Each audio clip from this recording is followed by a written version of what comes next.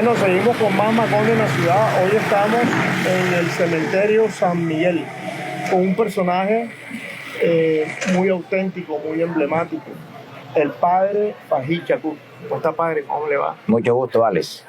Esto es Macondo en la ciudad. ¿Por qué el padre Fají es Macondo en la ciudad? Bueno, les explico. En Macondo existieron 3 párrocos.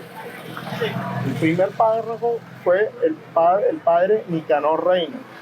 El padre Nicanor Reina llega a Macondo y se da cuenta de que Macondo estaba en pecado porque no bautizaban a los hijos y no santificaban a las fiestas.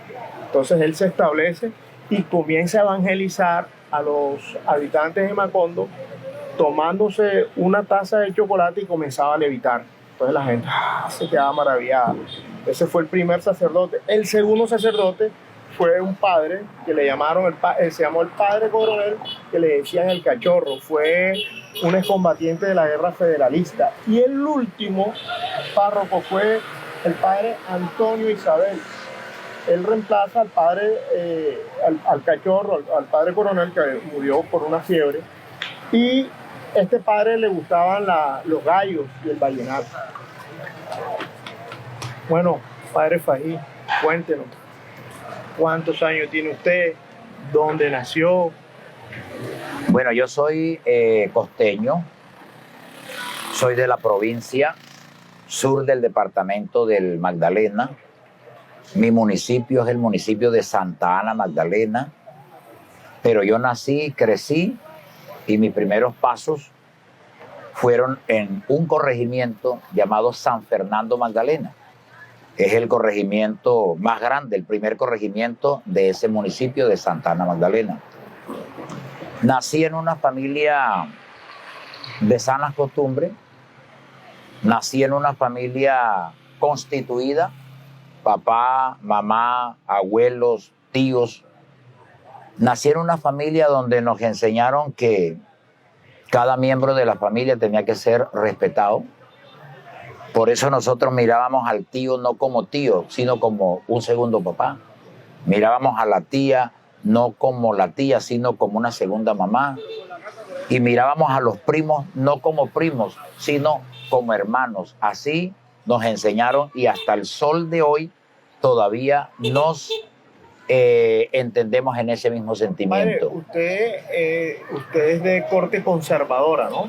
En todos los aspectos. De corte conservadora, de una familia conservadora, de una familia, como te digo, constituida, con valores, con principios, con fundamento. Familia constituida, donde nos enseñaron muchas cosas. Dentro de esos, fervor a Dios, temor a la justicia divina, nos enseñaron a servir y nos enseñaron también a trabajar y a valorar el fruto de nuestro trabajo. No comulga con ideas revolucionarias. No comulgo con ideas revolucionarias. Yo comulgo con que la persona tiene que trabajar, trabajar y trabajar, y la persona trabajando crece, trabajando aprende, trabajando prospera.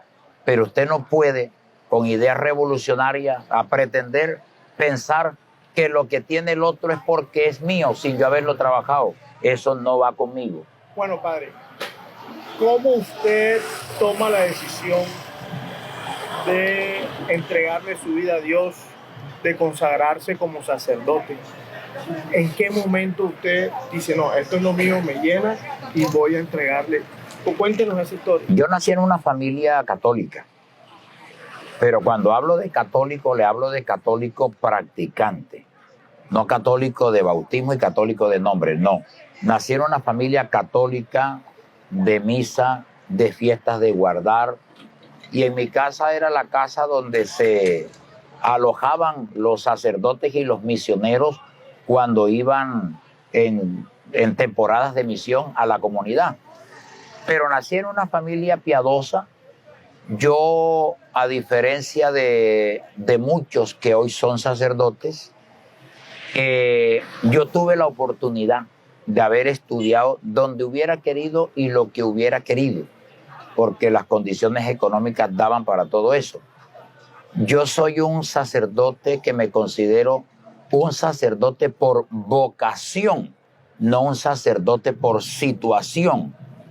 ¿Cuál es la diferencia? Aquel joven que termina y no tiene horizonte claro, no tiene forma cómo salir y llegan y le dicen, vamos que el estudio en el seminario es gratis. Entonces se van al cementerio, se van al seminario porque es la oportunidad gratis. Pero yo considero que para esto hay que ser sacerdote de vocación. Tanto es así que a mí algunas personas me dicen, con lo que tú tienes para vivir, tú tienes para sostenerte, ya yo me hubiera retirado del sacerdocio. No, es que lo mío no es plata, lo mío es vocación. Padre, ¿y cómo usted llega el Samario que conoció el Campo Santo, que es el cementerio San Miguel? Esto era un desorden y usted poco a poco usted lo ha ido organizando y le ha puesto órdenes. Eso le ha traído muchos problemas, mucha confrontación, muchas discusiones, muchas peleas.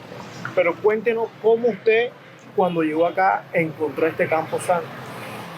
Como lo sabe todo el pueblo samario, este cementerio estaba sumergido en un desorden, en un abandono, sumergido en una cantidad de vacíos donde no había respuesta para ninguna pregunta, nadie tenía responsabilidad de nada ni con nadie, el bandido haciendo su fechoría. Por eso mi confrontación al principio, porque cuando usted llega a poner la casa en orden, el que está acostumbrado y ha vivido del desorden se convierte en tu enemigo. Entonces, mis primeros enemigos aquí en el cementerio fueron aquellos que vivían del desorden, del vandalaje y del bandidaje, aquí que me tocó desterrarlos y se fueron. Aquí tenían drogas. Yo encontré aquí en el cementerio 3 ollas expendedoras de droga.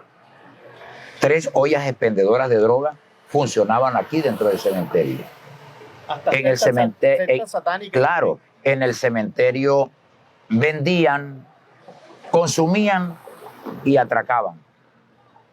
Yo decía, si yo destierro a estos que venden, me termino llevando por delante el resto de las anomalías que hay acá. Claro. Y empecé quitando las ollas, desaparecieron los compradores, los consumidores y de paso se fueron también los atracadores.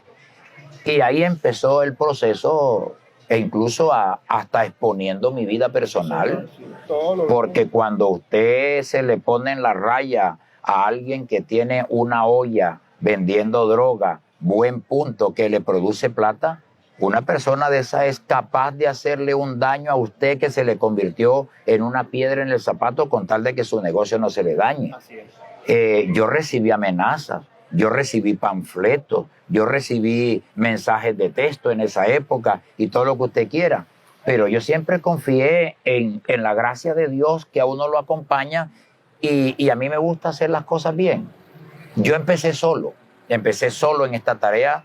Recuerdo que en estos días sepulté a un señor vecino de aquí que me decía, padre, es duro, padre, no va a ser fácil, pero usted es capaz.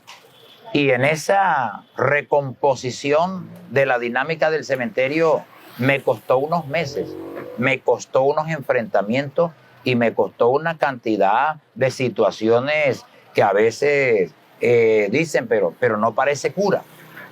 Pero yo era sencillamente cumpliendo con la misión que me habían encomendado y era recuperar y reorganizar y orientar bien la ruta del cementerio San Miguel. Hay muchas prácticas de brujería, ¿usted encontró acá? Yo encontré aquí ese tema de las prácticas satánicas, del tema de la brujería.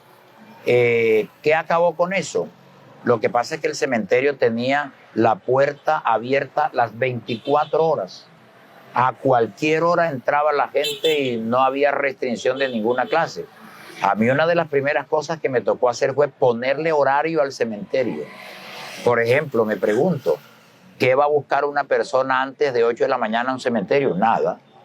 ¿Qué va a hacer una persona en el cementerio de 12 del día a 2 de la tarde? Vaya y almuerce y comparta con su familia y haga la siesta, pero usted no tiene nada que hacer en un cementerio metido a esa hora. ¿Qué hace una persona en el cementerio después de 6 de la tarde? No hace nada. Entonces a mí me tocó ponerle un candado. Me reventaron 5 candados que puse ahí porque la gente no quería entrar por el tema del horario. Y al final, yo luchando con ellos y ya la comunidad empezó a meterse cuando empezaron a darse cuenta que el cambio era para bien. Los que tenían propiedades aquí en el cementerio dijeron no, tenemos que apoyar al padre Fají porque al fin y al cabo él está defendiendo lo de nosotros. Hoy tenemos un cementerio sistematizado, un cementerio que tiene respuesta para todas las preguntas, un cementerio donde las familias samarias pueden quedarse tranquilas en su casa, que sus seres queridos están resguardados acá.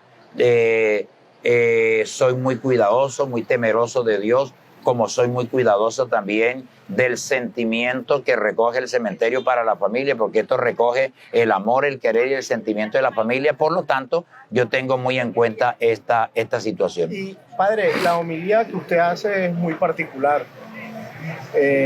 Regaña por los teléfonos. Cuando da el mensaje, hace una especie como, a veces... Eso se llama inculturización del evangelio.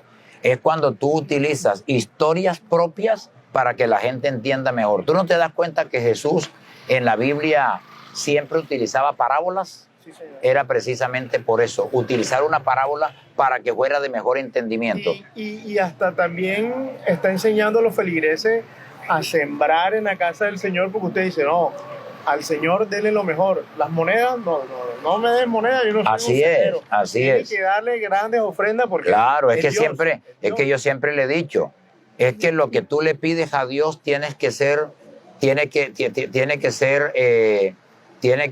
coincidir con lo que tú le pides. Por ejemplo, el campesino que siembra 20 hectáreas de maíz, recoge maíz de 20 hectáreas, pero el que siembra 5 granos de maíz, recoge 5 granos de maíz.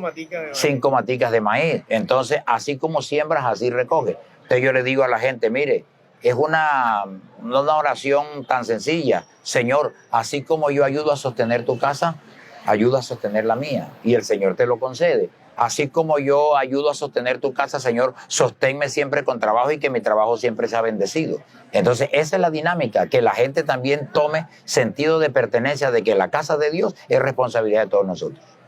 Bueno, aparte de que el padre Fají es sacerdote, y como ya dijimos al comienzo de la entrevista, hubieron 3 sacerdotes en Macondo.